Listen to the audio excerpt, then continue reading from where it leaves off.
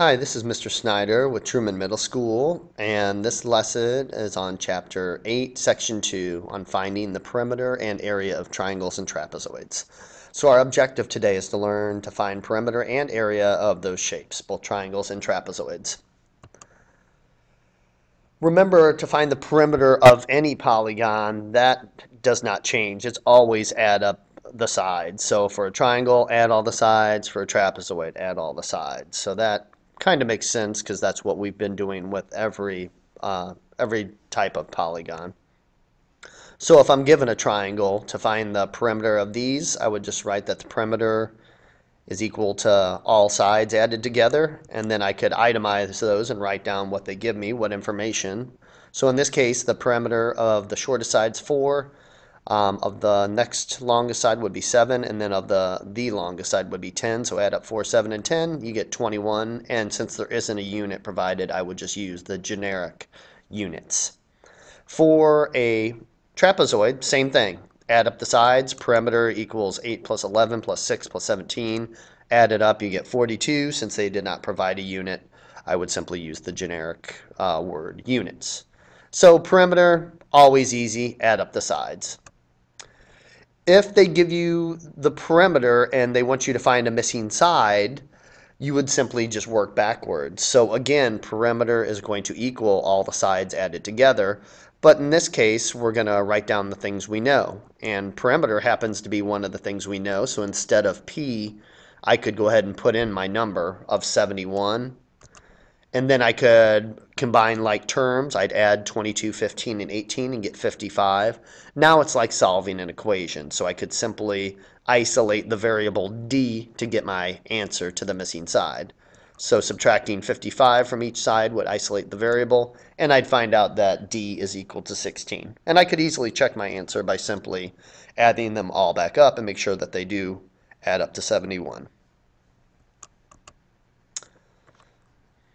For a problem like this, and this is one that you have in your examples, if a gardener wanted to plant a border of flowers around the building that is in the shape of a right triangle, and he knows the length of the shortest sides, we can calculate the longest side. We, of course, would have to remember our good friend the Pythagorean theorem to solve a problem like this. So remember, if you're given two sides of a right triangle, you can always calculate the third side by using the formula a squared plus b squared equals c squared.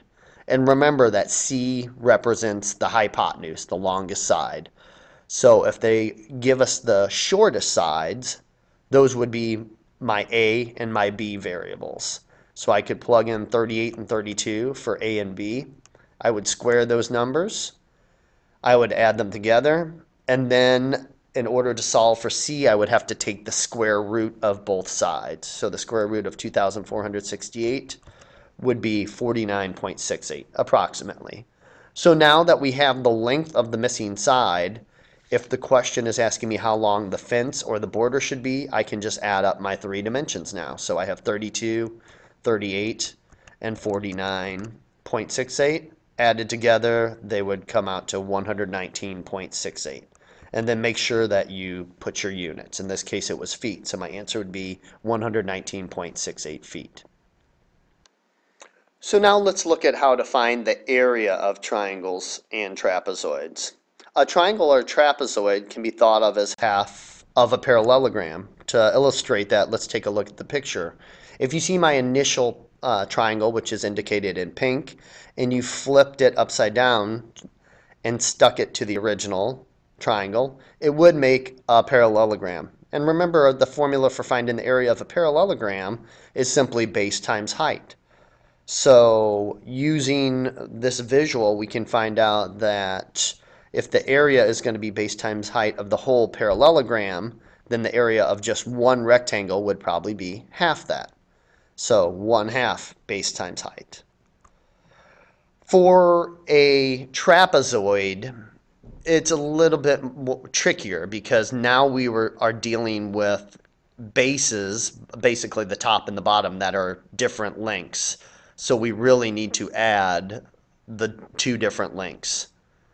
And ultimately, we're going to kind of average those. We will be adding both the bases, but we're going to be dividing by 2, and that's kind of going to give me the average of the two bases. So here specifically is how to find the area of a triangle. If you're given the base, which is always the bottom, in this case 8, and then the height, which is the height through the base to the uppermost point of the triangle, that would be 4, I would simply plug that into the formula, which we said was 1/2 base times the height. So in this case, it would be 1/2 times 8 times 4, which is 16 units squared now that we're talking about area. Remember, area always has square units, and if they don't provide a unit, just use the generic term of unit. Or if they provide inches, do inches squared, feet, do feet squared, miles, do miles squared, and so on. So the formula for the triangle is area equals 1/2 base times height. For the trapezoid, since we do have two different base lengths, basically we have the base 1, which is on top, or bottom. It doesn't matter which you call, just know that you have to add up the two bases, the top and the bottom. And we're really finding the average of those. That's really what we're doing, but if we just want to plug things in the formula, that's fine. We can plug in the height, which we know is 2. We know one of the bases is 3, one of the other bases is 7, so those are the numbers that I would add up. So adding these up, I would get 10. Multiplying that by 2 would make it 20, and then taking half of that gets me my answer of 10 units squared. So when you're doing a trapezoid, just identify the length of the top, the length of the bottom, and that's going to be your B1 and B2, base 1, base 2. And then the height would be just the height through the middle from the lowest to the highest point. Plug it in, and the formula is your friend. Just plug it in and work it out. You should get 10 units squared. So let's look at a graphing example. So first of all, since it's got 3 coordinates, I'm pretty certain this is going to be a triangle. So if I plot -2, 2, I would have a point over here in quadrant 2. If I plotted 4, 2, I'd have a point in quadrant 1. And 0, 5, I believe, is going to be right on the y-axis. And I can figure out the base by simply counting the distance from -2, 2 to 4, 2. And if I count from left to right, I would count 1, 2, 3, 4, 5, 6 units long. So the base is 6. The height from the bottom to the top looks like it's 3 units. So my base is 6, height is 3. So using the formula, 1/2 base times height, I would simply plug in my numbers. 1/2 remains 1/2. My base is 6, so I plug that in. My height is 3. Multiplying those all together, I would get 9 units squared. Same thing for the trapezoid. Plot your points. You'll end up with a trapezoid.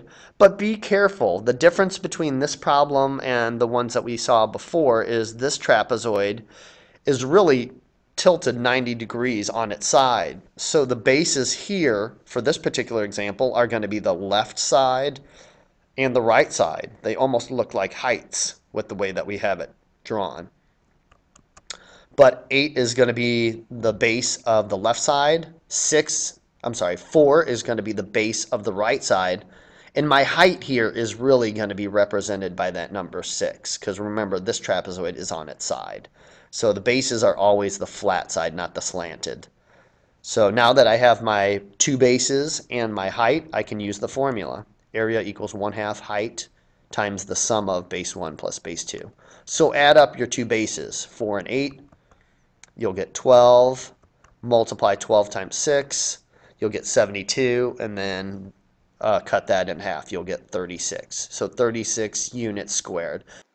Again, keep in mind that this is a little bit more difficult of a problem because the trapezoid is kind of turned 90 degrees. So just remember the bases are always going to be the kind of the flat top and bottom of the shape. So if it's turned to where you have an inclined or a slanted top or bottom, you know it's rotated. So the 2 formulas that you will need to know moving forward is the area of how to find the area of a triangle, which is 1/2 base times height, and how to find the area of a trapezoid, which is 1/2 height times the sum of base 1 plus base 2. So go ahead and try those problems in your note packet, and we'll talk more about this tomorrow.